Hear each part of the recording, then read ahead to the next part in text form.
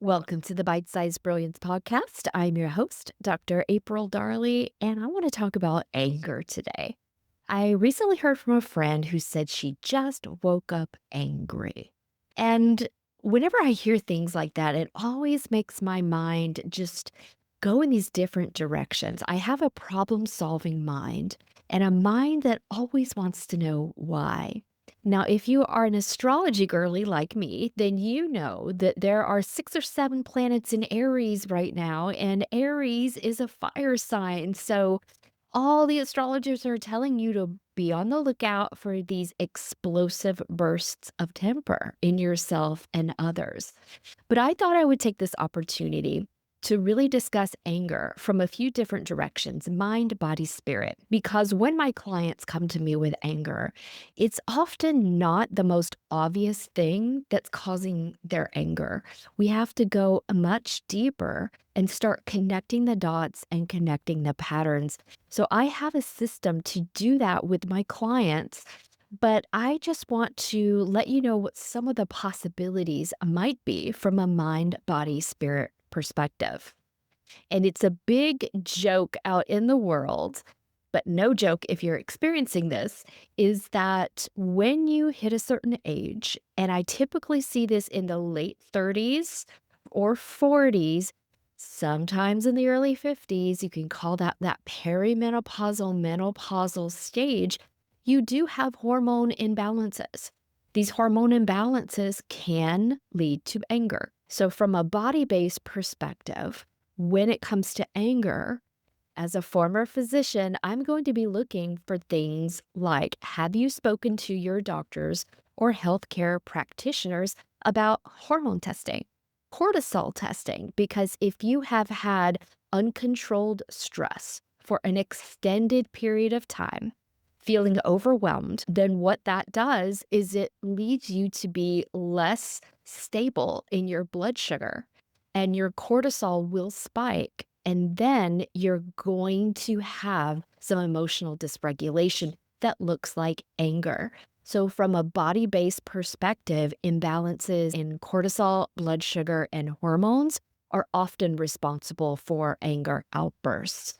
Now, when it comes to mind or mental emotional, it's a little bit more complicated because the rabbit hole goes a lot deeper.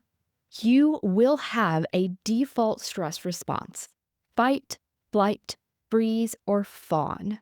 If you're not familiar with fawn, it's people pleasing as a means of survival. Now, I know that how you react depends on any given situation, but I want you to really think about what is your default response? Where do you find yourself more often?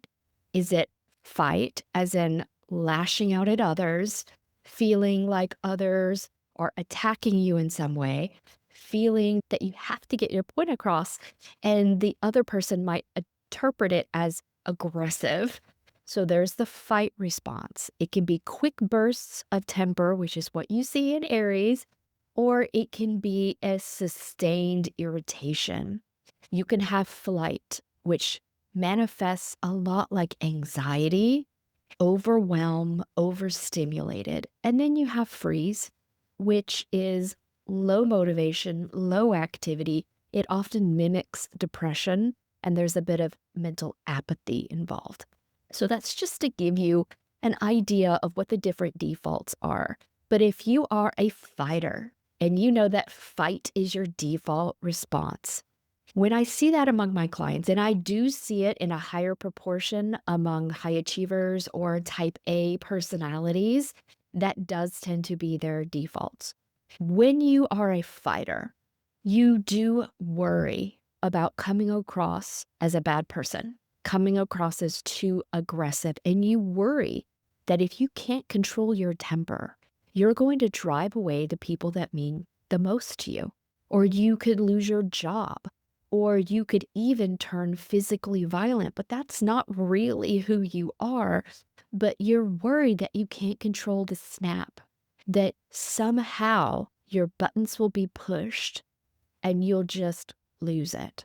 That is a real fear. And that is more about mental emotional dysregulation. And that dysregulation can be because you were never taught how to cope.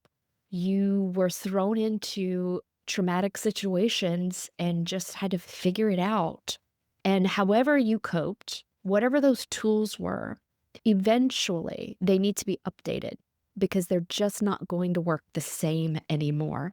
And it's kind of like a comorbidity, we would say in medicine, but multiple things happening at once is that you can be overwhelmed, stressed. Cortisol and blood sugar could be off. You could have a hormone imbalance and you could have these lowered barriers to emotional control. And it sets up this perfect storm situation that the end result looks like anger. Both things are true at once. It's not an either or situation because we don't live in isolation. We are doing all of the things at once. And I think knowing your default stress response is incredibly important because your recovery tools, how you bring stability and balance back to your life, will depend on what your base response is. And that is something that I help my clients determine as well. But when you are a fighter, your natural inclination might be to keep fighting, or you walk away to get over it. That can be great, but you want to make sure you're using the right tools in the right situation. And what some people will accidentally do is keep the fight cycle, that sympathetic nervous system cycle, going longer than it needs to. Like, for example, if you're already feeling angry, this is not the time that you put on angry music or angsty music. And you might have a tendency to do that because you choose music that matches your mood. And that logically makes sense, but unfortunately, it keeps the nervous system riled up and it doesn't help you calm down or stabilize. So, if you are a fighter, I often recommend classical music like Mozart, something with no words, because you need something to bring down the intensity of your reaction. You also need to burn out this adrenaline. And quick bursts of physical activity can help you do that. I call it rage cleaning, but if you can just go vigorously scrub something for 15 minutes or less, you'll be so surprised at how you can burn that out. Or you do jumping jacks for 2 minutes or vigorously run in place. It doesn't take very long to burn this out, but when you're trying to calm down anger, you need to burn the adrenaline out. And quick bursts of activity are how you do that.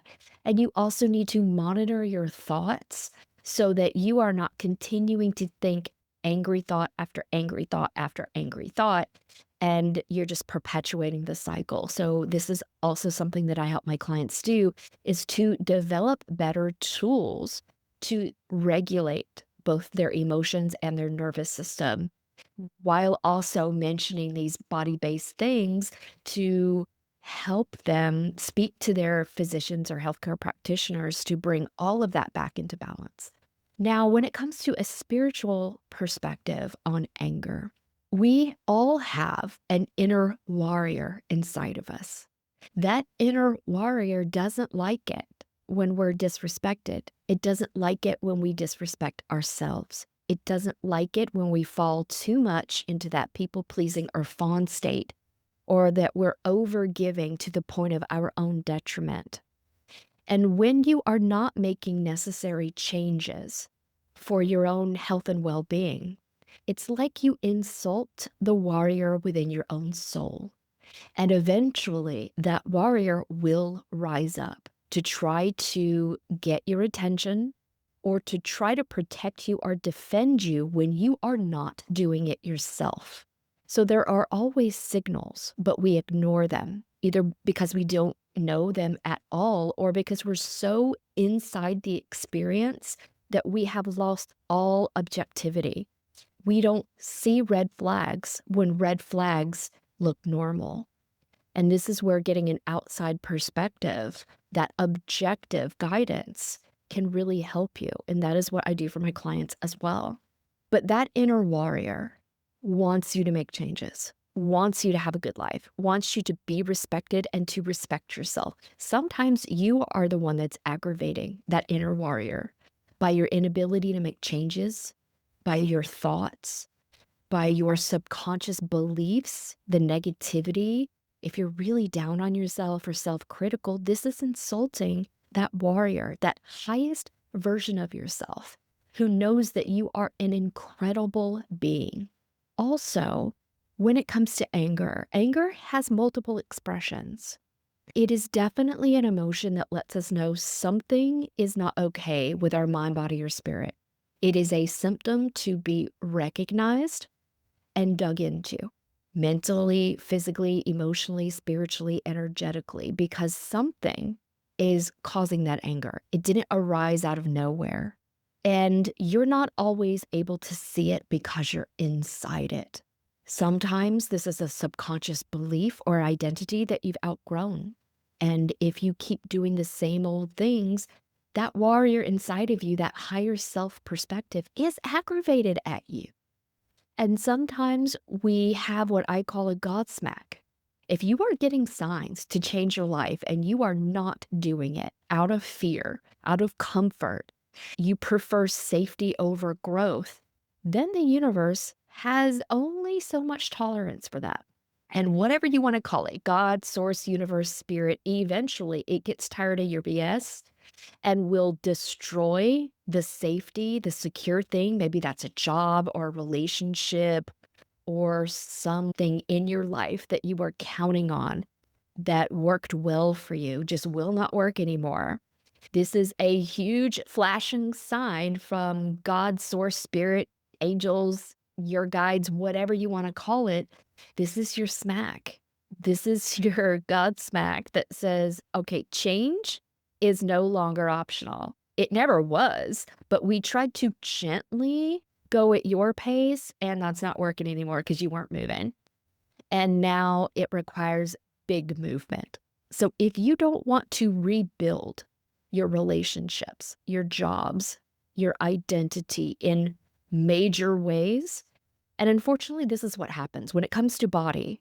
If you don't deal with your stress or your health, there's a health crisis that comes. And then that forces people, that's the Godsmack that forces people to pay attention and change. When it's your mental, emotional health, if you can't regulate your emotions or your mindset, it tends to drive people away or it hurts you painfully. And that is the collapse. It could be burnout. That is the collapse that happens when you need to make changes, but you aren't. When it's your spirit, there's something called the dark night of the soul, where you are being called to do this kind of work to really dig into the subconscious and to drag all the things you don't like about yourself, your identity, your belief, other people, drag it to the surface and take a look at it and heal it and let it go, or to accept it. Anybody who does spiritual work will tell you that is a necessary part of being human and doing human life well, is to really look at these hidden subconscious pieces of your personality, of your thoughts, your emotions, your behavior, and to integrate so that you can align with the highest and best version of yourself. It's decluttering all across the board. We have to get rid of that mental, emotional, physical, spiritual, energetic garbage that is weighing us down. And it's acting like lead shoes when we're meant to soar. So if any of this resonated with you, that anger has become more of an issue, I hope you have gotten some new directions from this podcast that you can take with you.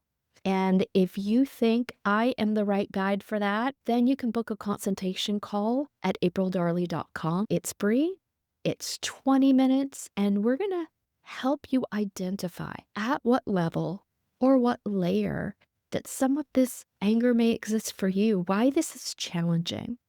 And we're going to satisfy this curiosity as I want to know why it's there and how to release it so that you can go do life better, happier, more abundant, more fulfilled, like you are truly meant to do.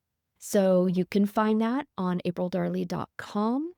I am here to answer your questions, and I so appreciate your likes, your shares, your listens. Thank you. And if you know someone who can benefit from this episode, please share it with them. I would be so grateful. Okay, my friends, until next week, don't let anger get to the point where it boils over and affects your life, your relationships, or your health. It can be solved, it can be healed, it can be released. Until next week, bye bye.